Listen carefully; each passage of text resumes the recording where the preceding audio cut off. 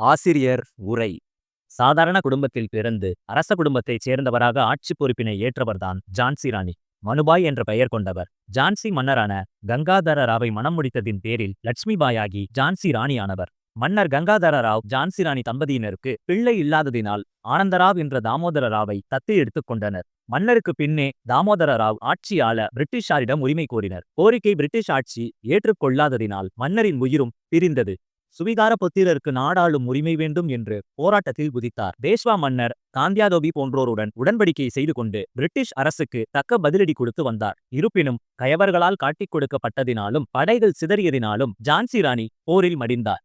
இந்திய புரட்சி இயக்கம் கண்ட வீரர்களில் துணிச்சல் மிக்க அச்சமற்ற மிகச்சிறந்த இராணுவ தலைவர் ஜான்சி ராணி லட்சுமிபாய் தான். இவ்விதம் பிரிட்டிஷ் அரசின் படைத்தளபதி ஜெனரல் ஹியூ ரோஸ் கூறியுள்ளார்.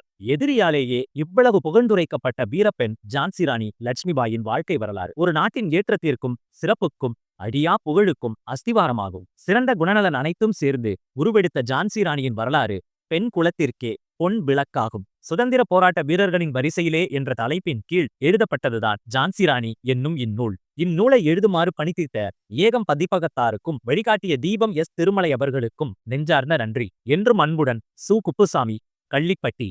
ஜான்சி ராணி வீரத்தின் உறைவிடமாய் திகழ்ந்து ஆங்கிலேயரை எதிர்த்து போரிட்டு நாட்டிற்காக தனது இன்னுயிர்களை ஈந்தவர்களின் முக்கியமானவராய் திகழ்ந்து வருபவர் ஜான்சி ராணி லட்சுமிபாய் ஆவார்.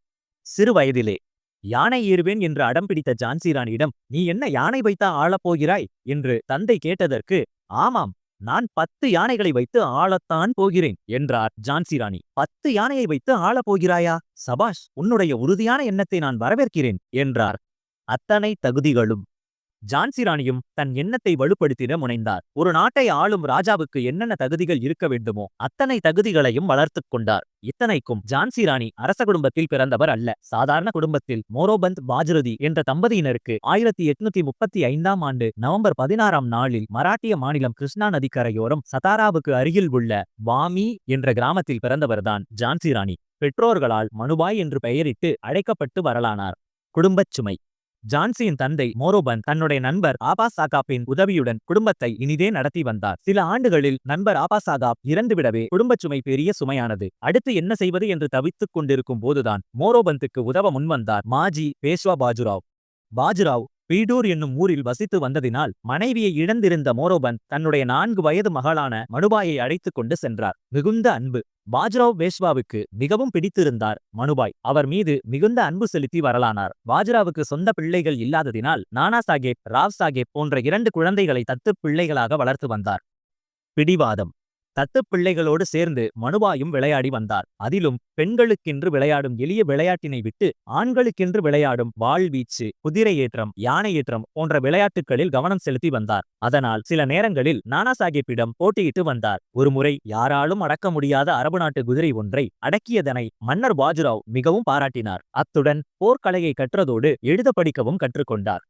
மனுபாயின் ஜாதகம். இத்தனை சிறப்புகளுடன் நல்ல அழகும் கொண்டிருந்தார். ஆனால் ஏழை பிராமண பெண்ணாக இருந்ததினால் அப்பெண்ணை மணமுடிக்க யாரும் முன்வரவில்லை. கவலை கொண்ட மோரோபந்த் மகளுக்கு மணமுடித்துக் கொடுத்து விட்டால் நிம்மதியாக இருக்கலாம் என்று பல ஜோதிடர்களிடம் மனுபாயின் ஜாதகத்தை காட்டி வந்தார். சிம்மாசனத்தை அலங்கரிப்பாள். அந்த வகையில் பீடூருக்கு வந்த ஜான்சி நகரத்து ஜோதிடரிடம் பெண்ணின் ஜாதகத்தை காட்டினார். ஜாதகத்துடன் பெண்ணையும் ஜோதிடர் பார்த்தார். மனுபாயின் முகக்கலையை கொண்டு ஜோதிடர் பிரமித்து போனார். ஜாதகப்படியும் சரி, சாமுத்திரிகா லட்சணப்படியும் சரி, இந்த பெண் நாட்டின் அரசியாக திகழ்வதற்கான லட்சணம் இருக்கிறது. இந்த பெண் நிச்சயம் நாட்டின் சிம்மாசனத்தை அலங்கரிக்கும் ஜாதக குறிகள் இருக்கின்றன என்றார். நாட்டிற்கு சுபிட்சம். மோரோபந்திடம் மட்டும் அவருடைய மகள் மனுபாயின் ஜாதகத்தை பற்றி கூறியதோடு நில்லாமல் ஜான்சி அரசரான கங்காதர ராவிடமும் சென்று ஜாதக விசேஷத்தையும் பெண்ணின் குணச்சிறப்பையும் வர்ணித்ததோடு அப்பெண்ணை மணந்தால் நாட்டிற்கே சுபிட்சம் ஏற்படும் என்று எல்லா விஷயங்களையும் எடுத்துக் கூறினார். குழந்தை மனம். அதன் விளைவாக அக்கால வழக்கப்படி மனுபாய்க்கு 7 வயதாக இருக்கும்போது 1842ஆம் ஆண்டு அரசர் கங்காதர ராவுக்கு குழந்தை மனம் செய்து வைக்கப்பட்டது. புதிய பெயர். மணமானதும் பெண்ணுக்கு புதிய பெயர் சூட்டும் நிகழ்வு நடந்தது. அந்த வகையில் மனுபாய்க்கு லட்சுமிபாய் என்று பெயரிட்டு அழைக்கத் தொடங்கினார்கள். முடிசூட்டு விழா. ஜான்சியின் ஆட்சி பொறுப்பினை மன்னர் கங்காதர ராவ் ஏற்றபோது வியாபாரம் செய்ய வந்து ஆட்சி பொறுப்பினை ஏற்றிருந்த ஆங்கிலேயர்கள் நாட்டில் அமைதி குலைந்தால் அதனை காக்கும் பொருட்டு ஆங்கிலேயரின் படை ஒன்று ஜான்சியிலே இருக்க வேண்டும், அந்த நிபந்தனையை ஏற்றுக்கொள்ள வேண்டும் என்றனர். அதற்கு கங்காதரரும் ஒப்புக்கொண்டார். அதன்படி அதன் அடிப்படையில் ஆண்டு ஒன்றுக்கு 2,27,000 ரூபாய் ஒதுக்கி வைத்ததினால் ஆங்கிலேயரும் சம்மதப்பட்டு கங்காதரருக்கு முடிசூட்டும் விழாவினை நடத்தி வைத்தனர். ஆட்சித்திறன். ஆளும் தகுதி படைத்த கங்காதரர் தன்னுடைய அறிவாற்றலினால் நிர்வாகத்தை மிகவும் நேர்மையாகவும் திறமையாகவும் நடத்தினார். ஒழுக்கம் தவறாதவர்களை தேர்ந்தெடுத்து பொறுப்புள்ள பதவிகளில் அமர்த்தினார். மக்களின் நன்மைக்காகவே அனைத்தும் செய்து வந்தார். அதன் பேரில் பக்கத்திலிருந்த சமஸ்தான அதிபர்களையும் கவர்ந்து வந்தார். அதனை கண்ட ஆங்கிலேயரும் அவரை வெகுவாக பாராட்டினர். அந்தப்புரத்திற்கு. மன்னர் கங்காதரராவை மணமுடித்திருந்த லட்சுமிபாய் வாழ்வித்தை, குதிரை ஏற்றம், மற்போர் முதலிய போர்க்கலைகளை ராஜகுருவின் மேற்பார்வையில் அனைத்தையும் கற்றுத் தேறியவர். தமது 14வது வயதில்தான் நிமித்திகரால் கங்காதரராவின் அந்தப்புரத்திற்கு அனுப்பப்பட்டார். ஒப்பற்ற தலைவி. வீர தம்பதிகளாக கங்காதரராவும் லட்சுமிபாயும் தக்க வகையில் சிறப்பாக ஜான்சி நாட்டை ஆண்டு வந்தனர். லட்சுமிபாய் ஜான்சி நாட்டு மக்களின் பேராதரவுக்கும் பாராட்டுக்கும் உரிய ஒப்பற்ற தலைவியாக மக்கள் போற்றி வந்தனர். ஆலோசனைப்படி ஆட்சி. தனது மனைவி லட்சுமிபாயின் தீர்க்கமான அரசியல் ஞானம் கண்டு வியந்து அவரது ஆலோசனைப்படியே நாட்டை ஆண்டு வந்தார். அரசு நிர்வாகத்திலும் முடிவு எடுப்பதிலும் லட்சுமிபாயை கலந்து பேசாமல் மன்னர் எதையும் செய்வதில்லை என்ற நிலை ஏற்பட்டது. அன்புமிக்க இல்லத்தரசியாகவும் அரசியல் ஆலோசகராகவும் மக்களின் பாதுகாவலராகவும் ராணி லட்சுமிபாய் விளங்கி வந்தார். தீர்த்த யாத்திரை.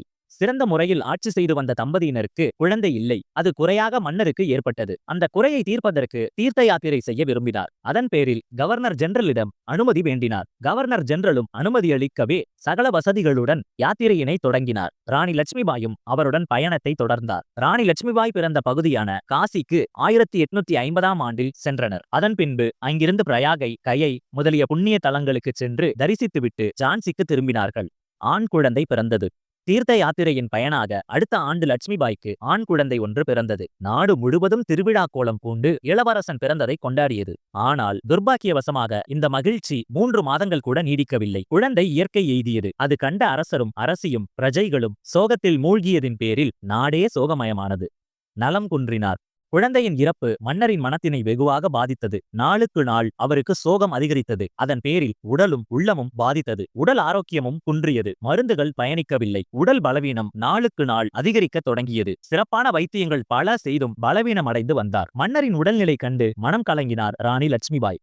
ஊனும் உறக்கத்தையும் மறந்து மன்னரின் படுக்கை அருகிலே இருந்து பணிவிடைகளை செய்து வந்தார். அப்படி இருந்தும் மன்னர் கங்காதரர் இனி நாம் உயிர் பிழைக்க இயலாது, அதற்கு முன்பு நாம் செய்ய வேண்டிய கடமைகளை செய்து விடுவோம் என்ற எண்ணத்தினை செயல்படுத்தலானார். தத்து எடுத்தார்.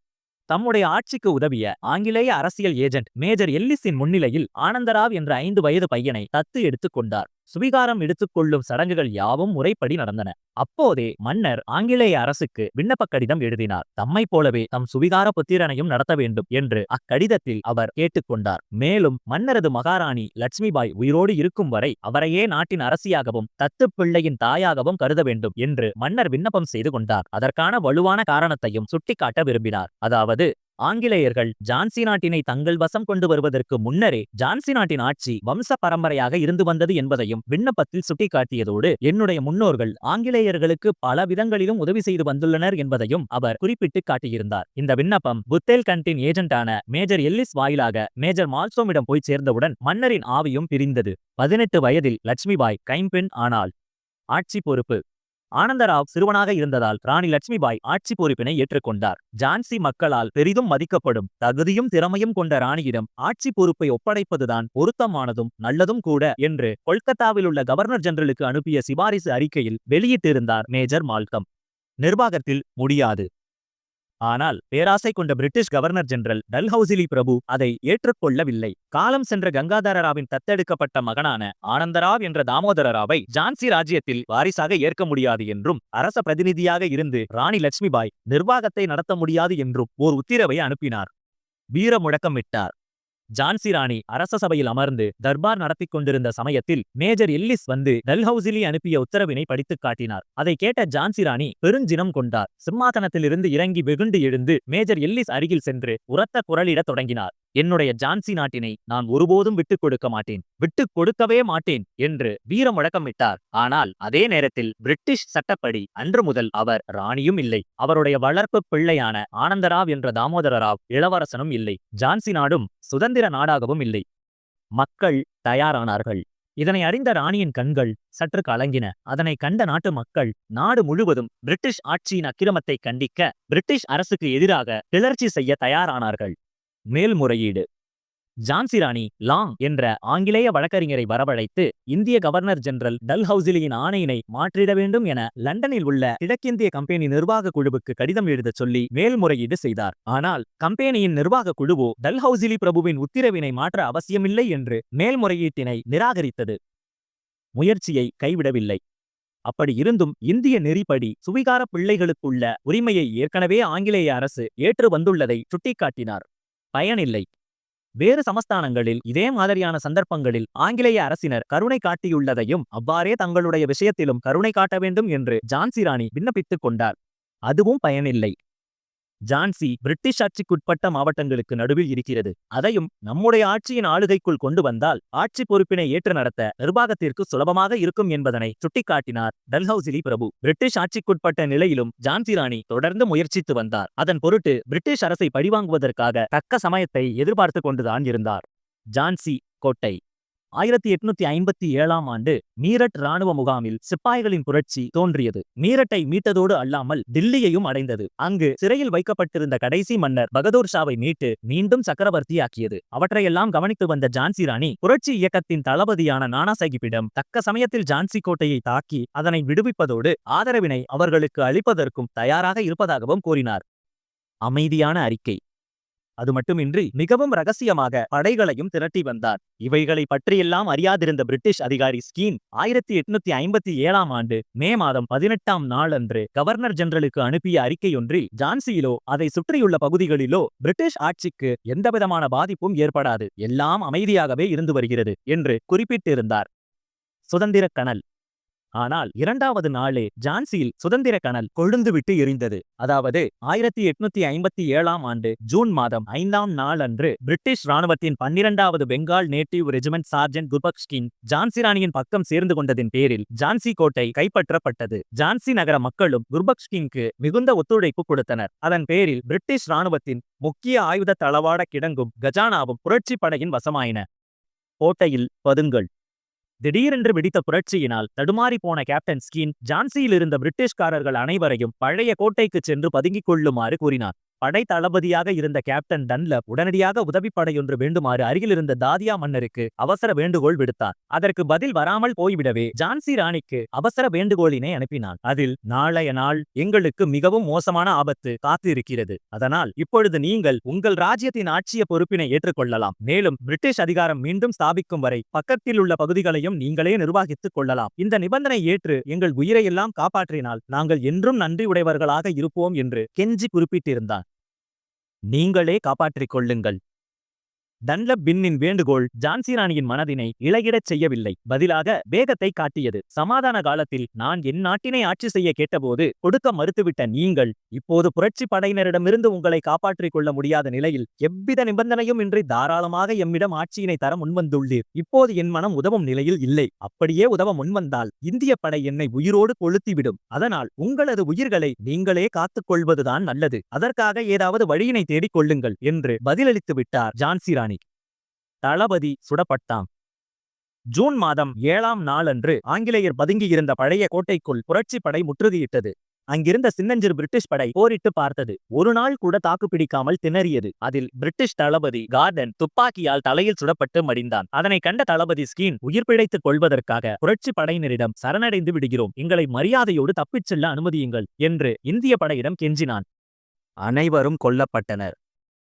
சிறிது நேரத்தில் கோட்டை கதவுகள் திறக்கப்பட்டன. ஆங்கிலேயர்களும் அவர்களோடு இருந்த பல இந்தியர்களும் மூட்டை முடிச்சுகளோடு வெளியேறினர். அனைவரும் ஸ்டோர்போர்ட் என்ற கோட்டையில் உள்ள சிறைச்சாலைக்கு அழைத்துச் செல்லப்படுவார்கள் என்று அவர்கள் கருதியிருந்தனர். அப்போதைக்கு புரட்சி படையின் தலைவராக இருந்த ரிசல்டார் கலேகான் என்பவர் ஆண்களையும் பெண்களையும் குழந்தைகளையும் தனித்தனியே பிரித்து ஜோகன்பாக் என்ற இடத்திற்கு அழைத்துக் கொண்டு சென்று நிறுத்தும்படி செய்தான். எல்லோரும் வரிசையாய் நிறுத்தப்பட்டதும் கண்ணிமைக்கும் நேரத்திற்குள் அனைவரது தலைகளையும் வெட்டி எறியச் செய்தான். இந்த கொடுமையான படுகொலைக்கு உத்தரவிட்டவன் ரிசல்டார் கலேகான் தான். ஜான்சி ராணிக்கு இதில் எவ்வித சம்பந்தமும் இல்லை. இருப்பினும் ஜான்சி ராணியின் உத்தரவில்லாமல் அவன் அப்படி செய்திருக்க மாட்டான் என்று பிரிட்டிஷ் ஆட்சியினர் குற்றம் சாட்டினார்கள். விசுவாசமான வீரன். ஜான்சி நகரை பிரிட்டிஷாரிடமிருந்து விடுவிக்க முழுமுதற் காரணமாகவும் பொறுப்பாகவும் இருந்த ரிசல்டார் கலைகான் நினைத்திருந்தால் ஜான்சியின் ஆட்சி பொறுப்பு தனக்கே வேண்டும் என்று கேட்டிருக்க முடியும். ஆனால் அவன் அப்படியெல்லாம் எதுவும் கேட்கவில்லை. ஜான்சி ராணிக்கு எப்போதும் விசுவாசமான வீரனாகவே நடந்து கொண்டான். ஜான்சி ஆட்சியை பிடித்தார். 1857ஆம் ஆண்டு ஜூன் 10ஆம் நாளன்று ஜான்சி ராணி ஆட்சியினை பிடித்தார். 3 ஆண்டுகளுக்கு பின்னர் ஆட்சியை பிடித்த ஜான்சி ராணி முதலில் அரண்மனை மாடங்களில் எல்லாம் மராட்டிய கொடியை பறக்கச் செய்தார். பரிசுகளை அளித்தார். அதன் பின்பு படை வீரர்களுக்கெல்லாம் அவரவர் தகுதிக்கேற்ப பரிசுகளை வழங்கினார். விசுவாசமாக இருந்த ரிசல்டார் கலைகானுக்கும் அவரது தோழர்களுக்கும் பல பரிசுகளை அளித்து அவர்களின் பேரில் ஆங்கிலேயர்கள் குற்றச்சாட்டுகளை சுமத்தக்கூடும் என்பதற்காக டில்லிக்கும் அனுப்பி வைத்தார். அடுத்து தமது அமைச்சரவையை அமைத்து ஆட்சிப் பணிகளை கவனிக்கத் தொடங்கினார். மதிநுட்பம் வாய்ந்தவர். எவ்வளவு சிக்கலான விஷயங்களையும் வெகு விரைவில் தீர்த்து வைத்திட உத்தரவுகளை பிறப்பிப்பார். சிற்சில சமயங்களில் உத்தரவுகளை தம் கைப்படவே எழுதி தீர்ப்பளிக்கவும் செல்வார். சாமர்த்தியமான தீர்ப்பு.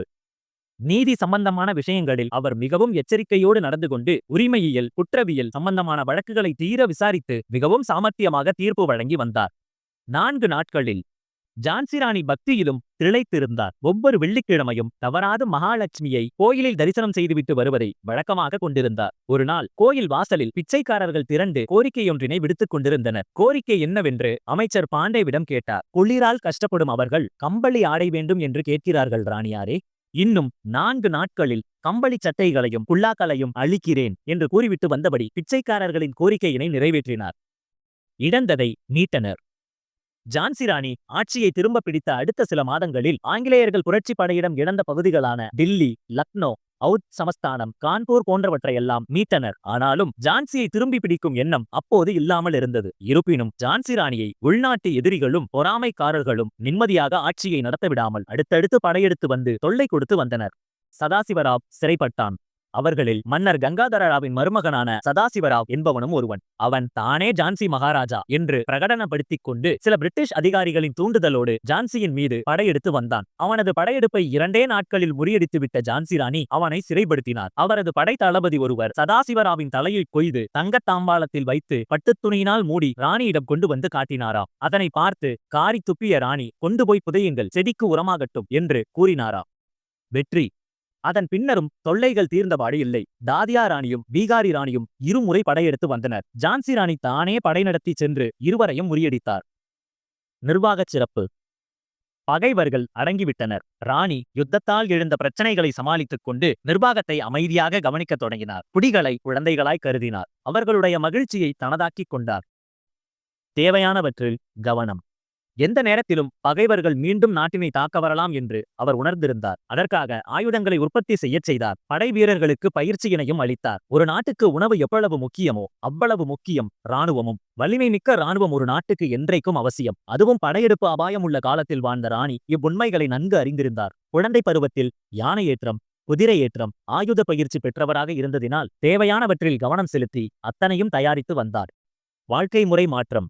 மணமான புதிதில் பூசையும் நோம்பும் விரதமுமாக இருந்தவரின் கையில் ஆட்சி பொறுப்பு. முன்னரெல்லாம் விடியற்காலை 5 மணிக்கெல்லாம் எழுந்து பூசையும் பாராயணம் முடித்துவிட்டு சர்தார்களின் சபை நடத்துவார். மதிய உணவுக்கு பின்னர் பிற்பகல் 3 மணியிலிருந்து மாலை வரை நீதி விசாரணை, நிர்வாக காரியங்களை கவனிப்பார். பொறுப்புக்கேற்ற புத்தி பலம் அவருக்கு இருந்தது. வழக்குகளை தீர விசாரித்து நியாயமான முடிவு கண்டு வந்தார். ராணியிடம் எத்தகைய முறையீடு என்றாலும் நியாயமானதற்கு என்றும் நியாயமான தீர்ப்பே கிடைக்கும் என்று மக்களுக்கு நம்பிக்கை இருந்து வந்தது.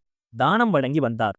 ராணி ஆழ்ந்த தெய்வ நம்பிக்கை கொண்டவர். கோயில்களுக்கு அடிக்கடி போய் வந்தார். வழியில் நிற்கும் பிச்சைக்காரர்களுக்கு பணதானம், வஸ்திர தானங்களை வழங்குவார். வசீகரமான உடை.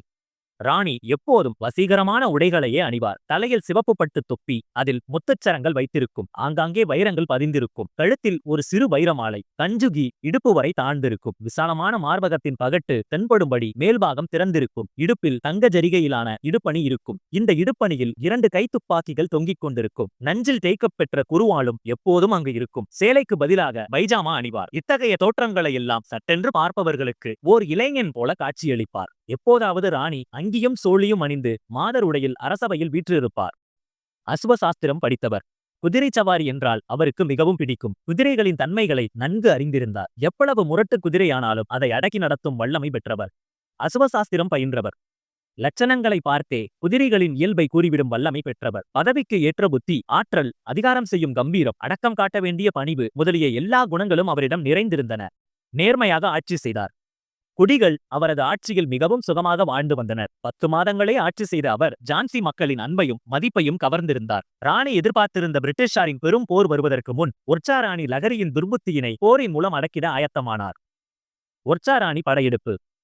ஒர்ச்சா படைக்கு நதாய்கான் என்ற பதான் தளபதி தலைமை தாங்கினான். அவனது படையை முறியடிப்பது என்பது கடினம் என்று பலரும் கூறி வந்தனர். ஆனால் ஜான்சி ராணி அஞ்சவில்லை. பதிலாக ஓர் அறிக்கையினை விடுத்தார். பொறாமை தீயில் வெந்து சாகும் ராணி லகரிபாயின் மடத்தனமான காரியத்திற்கு உமது தலைமையிலான படையை தூண்டிவிட்டிருக்கிறாள். இது தேவையில்லாத போர். இதில் கலந்து கொள்ள வேண்டாம். மீறி வந்தால் படையில் உருப்படியாக ஒரு வீரன் கூட ஊர் திரும்ப மாட்டான். இவ்விதம் அறிக்கையில் எச்சரித்திருந்தார். அப்படி இருந்தும் ஜான்சி ராணிக்கு பாடம் கற்பித்தே தீர்வேன் என்று கொக்கரித்த வண்ணம் ஜான்சியை நோக்கி படையை செலுத்தினான். ஜான்சி நாட்டு படை கொடுத்த அடியினால் நதாய்கானின் தலைமையிலான படை எதிர்த்து போரிட முடியாது திணறியது. எந்த போரிலும் புறமுதுகிட்டு ஓடாத நதாய்கான் பிடிபட்டால் தன் ஆண்மை அழிக்கப்பட்டு விடுமே என்ற அச்சத்தின் காரணமாக தோல்வி உறுதி என்று தெரிந்த உடனேயே போர்க்களத்தில் இருந்து இரவோடு இரவாக திரும்பிவிட்டான். அதனை அறிந்த ஜான்சி ராணி ஆங்காங்கே வெற்றிகளை கொண்டாடி பரிசுகளையும் காயம்பட்டவர்களுக்கு சிகிச்சையும் ஆறுதலும் அளித்து வந்தார்.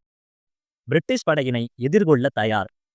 இருப்பினும் ஆங்கிலேயர்கள் ஜான்சியின் மீது எப்போது வேண்டுமானாலும் படையெடுக்கலாம். அதனை எதிர்கொள்ள தயாராக இருக்க வேண்டும் என்ற எண்ணத்தில் இராணுவத்தை அள்ளும் பகலும் பெருக்கி வந்தார். அதற்கான பயிற்சியினையும் அளித்து வந்தார். ஏராளமான ஆயுதங்களையும் சேகரித்து வந்தார். கோட்டைக்குள்ளே வெடிமருந்துகளை தயாரித்தார். அதில் ஆண்களோடு பெண்களையும் வேலைக்கு அமர்த்தினார். ஆயுத தயாரிப்பை போலவே நீண்டகால முற்றுகைக்கு தாக்குப்பிடிக்க வசதியாக கோட்டைக்குள் ஏராளமான உணவு தானியங்களையும் பருப்பு வகைகளையும் சேகரித்து வைத்தார். 14,000 போர் வீரர்கள் படையில் சேர்க்கப்பட்டிருந்தனர். 2 பெண்கள் படை பிரிவுகளும் பீரங்கி படைக்கு வெடிமருந்து கொண்டு போகவும், காயம்பட்ட வீரர்களை தூக்கி வரவும், ரோந்து பணிகளில் ஈடுபடவும், செய்திகளை கொண்டு செல்லவும், வாட்போர் புரியவும், துப்பாக்கியால் சுடவும் பயிற்சி அளித்தார். இப்படி எல்லா முனைகளிலும் போருக்கு ஆயத்தமாக இருந்த ஜான்சி ராணி எந்த நேரமும் பிரிட்டிஷ் படையை எதிர்கொள்ள தயாராக இருந்தார்.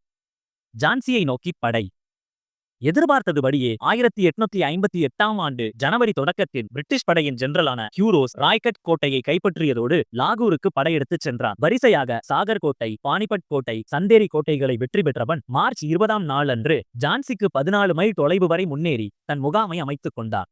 நீர்நிலைகள் பாழாக்கப்பட்டன. ஹியூரோஸின் படையெடுப்பினை தடுத்திட நினைத்த ஜான்சி ராணியின் உத்தரவுப்படி ஜான்சியின் சுற்றுவட்டாரம் முழுவதும் அழித்து பாழாக்கப்பட்டிருந்தன. வழியில் ஒரு புல் பூண்டு கூட இல்லை. எல்லாம் தீயினால் பொசுக்கப்பட்டும் மரங்களெல்லாம் வெட்டப்பட்டும் வெறும் கட்டாந்தரையாக கிடந்தன. நிற்க நிழலோ குடிக்க தண்ணீரோ கிடைக்கவில்லை. அந்த அளவிற்கு நீர்நிலைகள் எல்லாம் பாழாக்கப்பட்டிருந்தன. அதனால் ஹியூரோஸின் படைகள் 14 மைல் தூரத்தையும் மிகவும் சிரமப்பட்டு கடந்து வந்தது.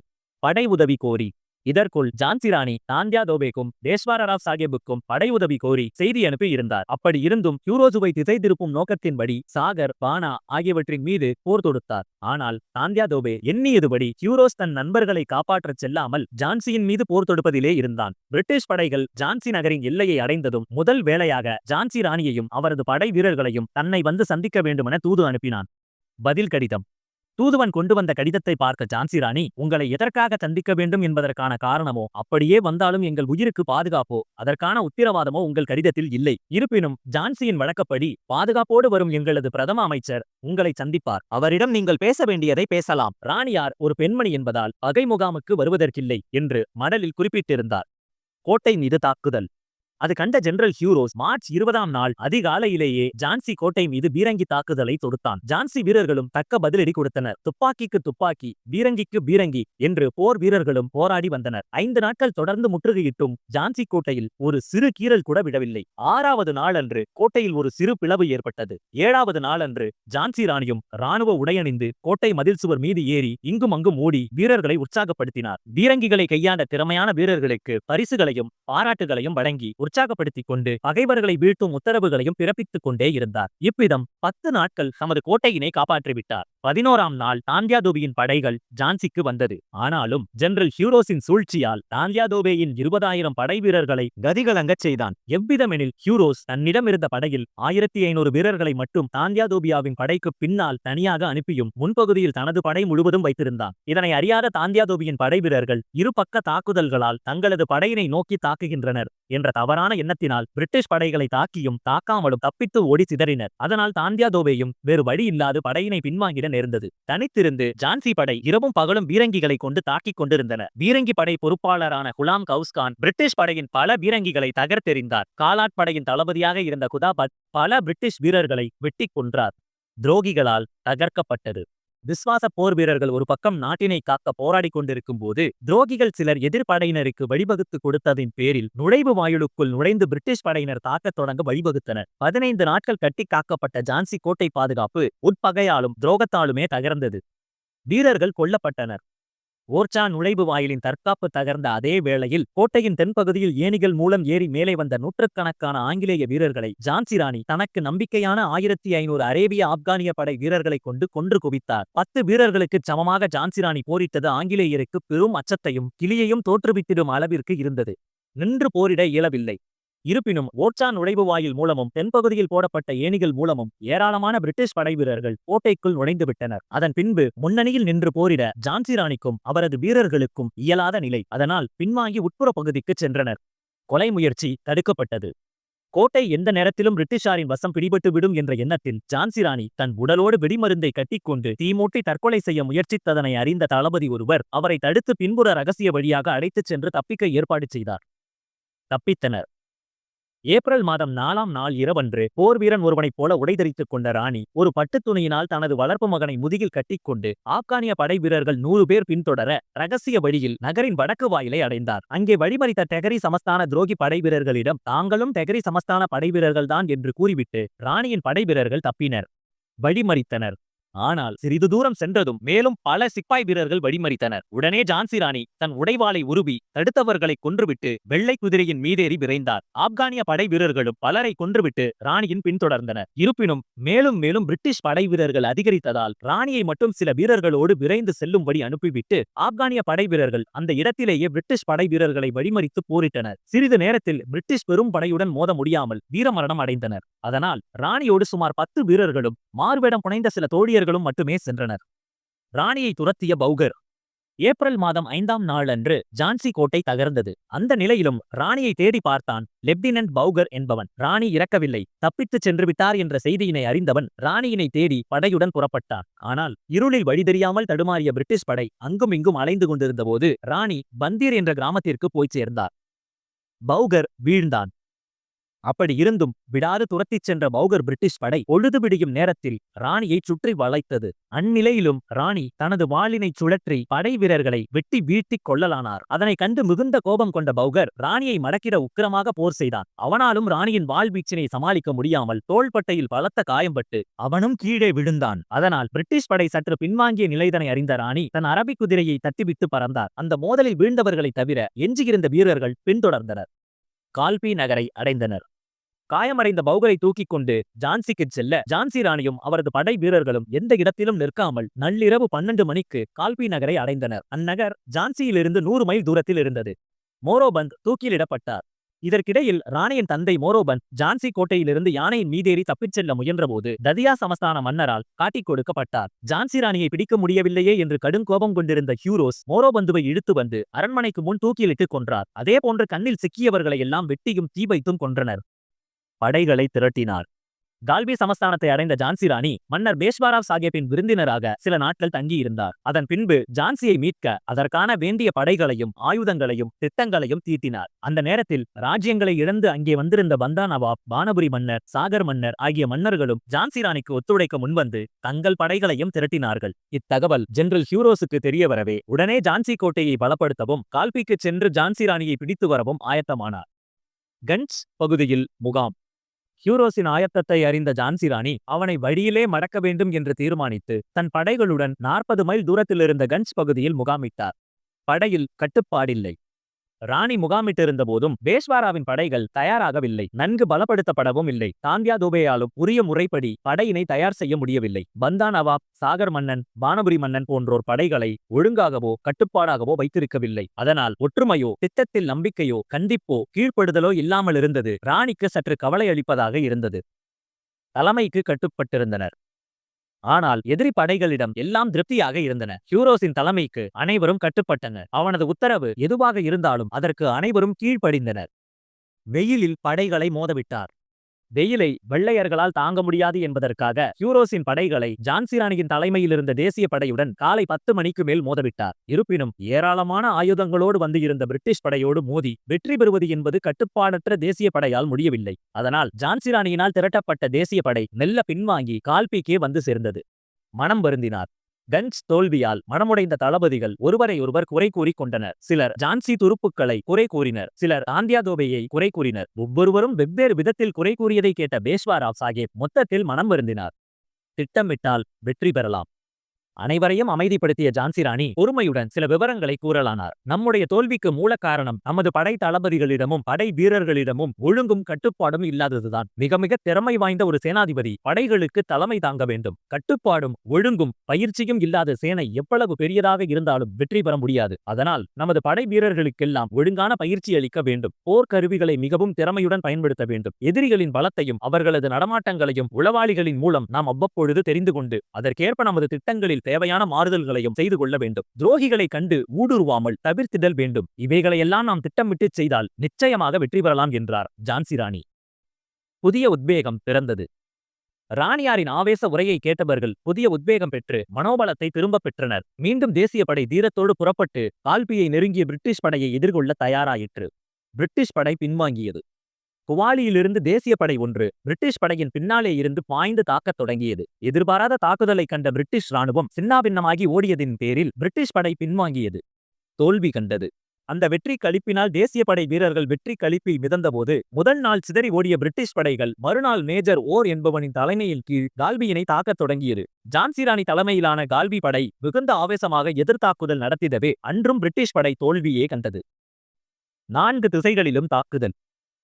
அடுத்த நாள் ஜெனரல் ஹியூரோஸ் தன் தலைமையின் கீழ் பெரும் படையுடன் வந்து கால்பியின் ஒரு திசையினை முற்றுகையிட்டான். அத்தோடு ஸ்டூவர்ட், ராபர்ட்சன், கார்டன் போன்ற தளபதிகளின் தலைமையின் கீழ் 4 திசைகளிலும் தாக்குதலை நடத்தினர். 4 திசைகளிலிருந்து முக்கியமான தாக்குதல் தொடுக்கப்பட்டாலும் பேஷ்வாவின் படைகளும் இதர தேசிய படைகளும் உயிரை துச்சமாக மதித்து போரிட்டதினால் பிரிட்டிஷ் படை பெரும் சேதத்தை கண்டது.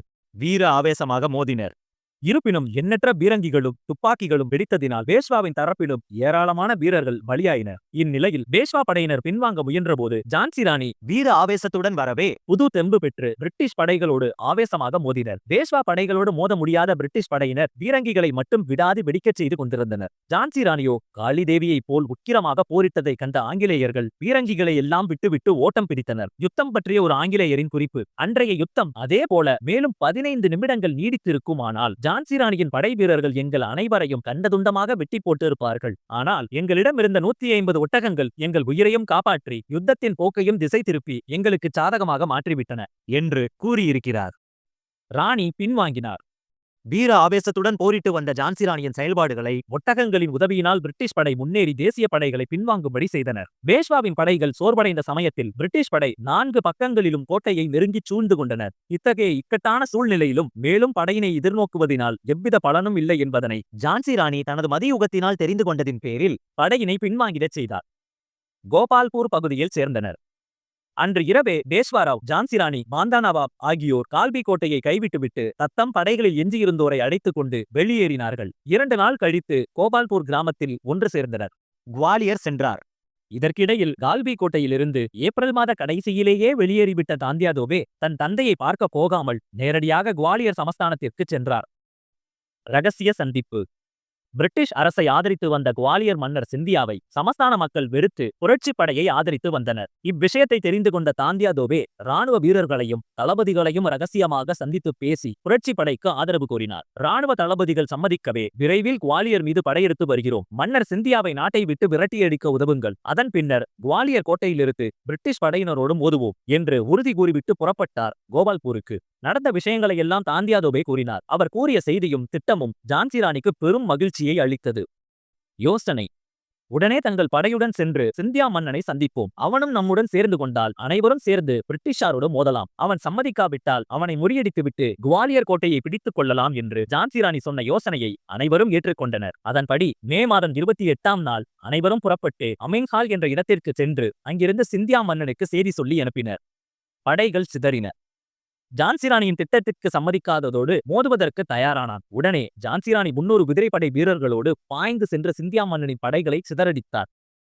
உயிருக்கு பயந்து ஆனால் தாந்தியா தோபேயை கண்ட சிந்தியாவின் படை வீரர்கள் பேஷ்வாராவ் உதவியோடு சேர்ந்து கொண்டனர். மன்னன் சிந்தியாவே உயிருக்கு அஞ்சி ஓட்டம் பிடித்தான். முடிசூட்டு விழா. இவ்வாறு குவாலியர் சுதந்திரம் அடைந்தது. பேஷ்வாராவுக்கு முடிசூடப்பட்டது. குவாலியரின் மன்னராக்கப்பட்ட பேஷ்வாராவ் தேசபக்தர்கள் பலரை சிறையிலிருந்து விடுதலை செய்தார். தேச துரோகிகள் பலர் ஓட்டம் பிடித்தனர். பேஷ்வாராவின் முடிசூட்டு விழா ஆடம்பரமாக கொண்டாடப்பட்டது. அடுத்த கட்ட பணி. மன்னரே, எந்த நேரத்திலும் குவாலியரை மீட்க பிரிட்டிஷ் படை வரக்கூடும். அதற்கு நாமும் தயாராக இருக்க வேண்டும். அதற்கு ஏற்ப புதிய படைகளை சேர்க்க வேண்டும். போர் பயிற்சி அளிக்க வேண்டும். ஆயுதங்களை குவிக்க வேண்டும். கோட்டை கொத்தளங்களை பலப்படுத்த வேண்டும் என்றெல்லாம் ஜான்சி ராணி எடுத்துரைத்தார். ஆனால் பேஷ்வாராவ் மெத்தனமாக இருந்தார். கெஞ்சினார். ஜான்சி ராணி சொன்னதுபடியே ஜெனரல் ஹியூரோஸின் படை குவாலியர் கான்டோன்மெண்டில் முகாமிட்டது. இவ்விஷயம் தெரிந்தவுடன் பேஷ்வாராவ் அலறி இடித்துக் கொண்டு யுத்த ஏற்பாடுகளை செய்தார். ராணிதான் படைகளுக்கு தலைமை தாங்கி நடத்திச் செல்ல வேண்டும் என்று பேஷ்வாராவும் தாந்தியா தோபேயும் கெஞ்சினார்கள். பதுங்கிக் கொண்டார் ராணி. ஏற்கனவே சொல்லி கேட்காதிருந்து விட்டனரே என்று ஒரு பக்கம் வருத்தம் இருந்தாலும் இந்த இக்கட்டான நேரத்தில் அவர்களை கைவிடாமல் குவாலியர் படைகளுக்கு தலைமை தாங்க ஒப்புக்கொண்டார். மேற்கு திசைகளில் தாந்தியா தோபேயும் கிழக்கு திசையில் தாமும் படையினை நடத்திச் சென்று ஆங்கிலேயரோடு மோத வேண்டும் என்று கூறி தன் படைகளோடு குவாலியருக்கு கிழக்கே இருந்த குன்று பகுதிகளுக்கு சென்றார். அங்கிருந்த குன்றுகளுக்குள் பதுங்கிக் கொண்டார் ராணி. பின்புறத்திலிருந்து தாக்குதல். ஜூன் மாதம் 16ஆம் நாள் ஹியூரோஸ் மேற்கு பகுதியிலிருந்தும் பிரிகேடியர் ஸ்மித் என்பவன் கிழக்கு பகுதியிலிருந்தும் முன்னேறி வந்தனர். ஸ்மித்தின் படை முன்னேறி கோட்டையை நெருங்கும் வரை காத்திருந்த ராணி திடீரென்று குன்று பகுதியிலிருந்து வெளியேறி ஸ்மித்தின் படைகளை பின்புறத்திலிருந்து தாக்கி சின்னாபின்னப்படுத்தினார். அந்த திடீர் தாக்குதலால் நிலைகுலைந்த பிரிகேடியர் ஸ்மித் ராணியின் வாழ்வீச்சுக்கு ஏராளமானோரின் உயிர்களை பலி கொடுத்துவிட்டு பின்வாங்கி ஓடினான். காத்திருந்து போரை துவங்கினான். மறுநாள் பிரிகேடியர் ஸ்மித் ஏமாறாமல் குன்று பகுதியிலிருந்து ராணியின் படை வெளியே வந்து திறந்தவெளி மைதானத்திற்கு வரும் வரை காத்திருந்த பின்னரே போரை துவங்கினார். மீண்டும் பின்வாங்கினான். அன்று ராணி தனக்கு நம்பிக்கையான ஆப்கானிய பதான் வீரர்களுடன் மாறுவேடம் பூண்ட அவரது தோழிகளான மாந்தரை, காசி மற்றும் ராமச்சந்திரராவ் தேஷ்முக் என்பவர்களுடன் பாதுகாப்பாக சென்று போரிட்டுக் கொண்டிருந்தார். ஸ்மித்தின் படையில் இந்திய வீரர்களே அதிகம் இருந்தனர். கூலிக்கு பணியாற்றும் அந்த கும்பலை கண்டு ராணி சற்றே பரிதாபப்பட்டாலும் வேறு வழியின்றி எண்ணற்றவர்களை விண்ணுலகுக்கு அனுப்பி வைத்தார். அவரை போன்றே அவரது படை வீரர்களும் ஆவேசமாக போரிட்டுக் கொண்டிருந்தனர். அதனால் ஜான்சி ராணியின் படையை தகர்க்க பிரிட்டிஷ் படையால் முடியவில்லை. அன்றும் ஸ்மித் பின்வாங்கி ஓடவே செய்தான். ராணியின் படை பிளவானது. ஹியூரோஸ் வகுத்த புதிய வியூகத்துடன் ஏராளமான படைகளை ஸ்மித்துடன் அனுப்பிவிட்டதோடு நாள் முழுவதும் ராணியை சுற்றி வளைப்பதிலே குறியாக இருந்தான். ஒட்டகப் படையினை கொண்டு ராணியின் படைதனை பிளவுபடுத்தியதோடு ஏராளமான ஒட்டகப் படையை விட்டு தாக்கவும் செய்தான். அதனால் ராணியின் படை நாலா திசைகளிலும் பகைவர்களால் சூழப்பட்டது. அப்போது கூட ராணி அச்சமின்றி முன்னேறிக் கொண்டே இருந்தார். சுட்டுக்கொண்டே துரத்தினர். ராணி எதிரி படையை ஊடுருவி மற்றொரு பகுதியில் இருந்த தன் படையோடு சேர்ந்து கொள்ள முயன்றார். ஆனால் பிரிட்டிஷ் படை வீரர்கள் அவரையே குறிவைத்து சுட்டுக்கொண்டே துரத்தி வந்தனர். ராணியால் வெளியேற முடியவில்லை. குதிரை வீரர்கள் துரத்தினர். ராணியின் படையில் 10-12 குதிரை வீரர்களே எஞ்சியிருந்தனர். அவர்களின் துணையோடு பிரிகேடியர் ஸ்மித், கேப்டன் ஹெனேஜ் போன்ற ஆங்கிலேய படை தலைவர்களுடன் போராடி கொண்டிருந்தார். குண்டுகள் விழுந்த வண்ணம் இருந்தன. எண்ணித் தொலையாத பகைவர்கள் நாலா திசைகளிலும் சூழ்ந்து கொண்டு தாக்கினர். ராணி அங்கு தோன்றினார். அவர் தோன்றிய இடங்களிலெல்லாம் பகைவர்களின் தலைகள் உருண்டு கொண்டிருந்தன. ராணி இங்கு வருகிறார், அங்கு போகிறார், எங்கு போகிறார் என்று கேள்விக்குறியுடன் எதிரிகள் பார்த்துக் கொண்டிருக்கும் போதே இருளை கிழித்து செல்லும் ஒளியைப் போல எதிரிகளை கீறிக்கொண்டு வெளியேறினார். அவர் சென்றதை அறியவே சற்று நேரமாயிற்று. அறிந்ததும் மீண்டும் ராணியை பின்தொடர்ந்து சில குதிரைப்படை வீரர்கள் துரத்தத் தொடங்கினர். வீரனை வெட்டிச் சாய்த்தார். எதிரிகளை ஏமாற்றிவிட்டு வெளியே வந்த ராணி குதிரை மீதேறி பறந்தார். மீண்டும் துரத்திக் கொண்டே குதிரைப்படை வீரர்கள் வந்தனர். அந்த நிலையில் ராணியின் தோழி துப்பாக்கியால் சுடப்பட்டதில் அலறிக்கொண்டு கீழே விழுந்தாள். சிறிது தூரமே சென்றிருந்த ராணி தோழிக்கு உதவ திரும்பி வந்தார். வழி மறைத்தவனையும் தோழியை சுட்டவனையும் கடுங்கோபத்துடன் பார்த்த ராணி தன் வாளினை கொண்டு தன் தோழியை சுட்டவனை ஒரே வெட்டில் வெட்டிச் சாய்த்துவிட்டு குதிரையில் வேகமாக கிளம்பினார். அப்பொழுது எங்கிருந்தோ வந்த குண்டு ஒன்று ராணியின் முதுகுப் பகுதியில் விழுந்தது. எதிர்பார்க்கும் உதவி. ஆனாலும் அவர் தைரியத்தை இழக்காமல் தன் அருகில் வந்து கொண்டிருந்த மெய்க்காவலர்களை பார்த்து, யுத்த காலத்தில் நான் வீழ்ந்து விட்டால் என் உடலை ஆங்கிலேயர்கள் தீண்டாமல் பாதுகாப்பது உங்கள் கடமை. உங்களிடம் கடைசியாக நான் எதிர்பார்க்கும் உதவி அதுதான் என்றார். அப்படியே செய்கிறோம் தாயே என்று கூறியவாறே அவர் அருகில் தங்கள் குதிரைகளை மேலும் நெருங்கிச் செலுத்தினர். சோர்ந்து விடாமல் தாக்கினர். அதன் பின்னர் போர்க்களத்தை விட்டு வெளியேறி வேகமாகச் சென்றார். வழிமறித்த ஆங்கிலேயர்களை எல்லாம் வெட்டி வீழ்த்தியவாறே தன் குதிரையை வேகமாக செலுத்திக் கொண்டே போனார். அப்பொழுது வழியில் ஒரு கால்வாய் குறுக்கிட்டது. பழக்கப்படாத அவரது புதிய குதிரை கால்வாயை தாண்டாமல் அங்கேயே சுற்றி சுற்றி வந்தது. அதற்குள் ஆங்கிலேய படையினர் வந்து தாக்கத் தொடங்கினர். ஆனால் அப்பொழுதும் சோர்ந்து விடாமல் தன் வாளினை சுழற்றினார் ராணி. குதிரையிலே சாய்ந்தார். ராணி சுழற்றிய வாள் சற்று மாறியபோது அதற்காகவே காத்துக் கொண்டிருந்த ஆங்கிலேய வீரன் ஒருவன் ராணியின் தலையினை குறிபார்த்து வீசினான். அவ்விதம் வீசப்பட்ட வாள் ராணியின் தலையில் பாய்ந்து வலப்புறத்தை சிதைத்தது. அவ்வளவுதான். ரத்தம் வெள்ளமென பீரிடத் தொடங்கியது. அந்நிலையில் இன்னொரு ஆங்கிலேயன் ராணியின் மார்பிலே கத்தியை பாய்ச்சினான். அதிகமாக வழிந்து வந்த இரத்த காயத்தினால் அப்படியே கிறங்கிய கண்களுடன் கையின் பலத்துடன் வாளினை வீசி 2 ஆங்கிலேயர்களை வெட்டிச் சாய்த்துவிட்ட நிலையில் குதிரை மீதே சாய்ந்தார் ராணி. உயிர் அமைதியாக பிரிந்தது. அவரை யாரென்று தெரியாத ஆங்கிலேயர்கள் அவரை அங்கேயே விட்டுவிட்டு பேஷ்வாவின் படை வீரர்களை துரத்திக் கொண்டு போனார்கள். ராணியின் மெய்காப்பாளர்கள் அவரை தூக்கிக் கொண்டு போய் அருகில் இருந்த கங்காதாஸ் பாபா என்ற சாதுவின் குடிசையில் படுக்க வைத்தனர். அப்பொழுது அவர் உடல் முழுவதும் இரத்த வெள்ளமாக இருந்தது. சிறிது நேரம் மயங்கி கிடந்த ராணி திடீரென்று கண் விழித்து பார்த்தார். அருகில் நின்றிருந்த மெய்காப்பாளர்களை பார்த்ததும் ஆங்கிலேயர் யாரும் தம் உடலை தீண்டவில்லை என்பதை புரிந்து கொண்டு திருப்தியோடு புன்னகை புரிந்தார். தம்முடைய வளர்ப்பு மகன் தாமோதரராவை அருகில் அழைத்து அவனையே உற்று பார்த்து கொண்டிருந்தார். அந்த நிலையிலேயே 23 வயதில் அவருடைய உயிர் அமைதியாக பிரிந்தது. ஜான்சி ராணி இறந்ததும் அவரை அங்கேயே தகனம் செய்து விட்டு வந்தனர் மெய்காப்பாளர்கள். வீர சாவர்கர்.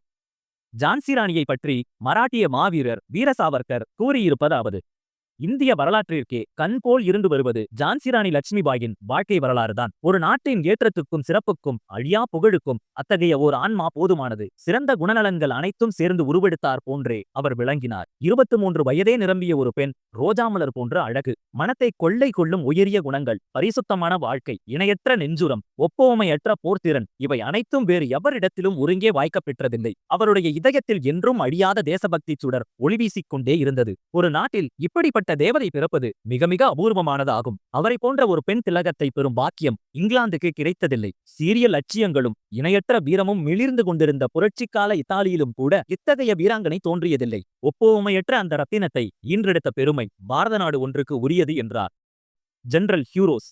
அடுத்து ஜான்சி ராணியை பற்றி ஜெனரல் ஹியூரோஸ் கூறியதாவது: இந்திய புரட்சி இயக்கம் கொண்ட வீரர்களிலேயே துணிச்சல் மிக்க, அச்சமற்ற மிகச்சிறந்த இராணுவ தலைவர் ஜான்சி ராணி லட்சுமிபாய் தான். அவரை எதிர்த்து அடித்தொழிக்க நேரிட்டதற்காக பிற்காலத்தில் நான் பெரிதும் வருந்தினேன் என்றார். எதிரியாலும் புகழப்பட்ட நாட்டின் மானங்காத்த மங்கை ஜான்சி ராணி லட்சுமிபாய்.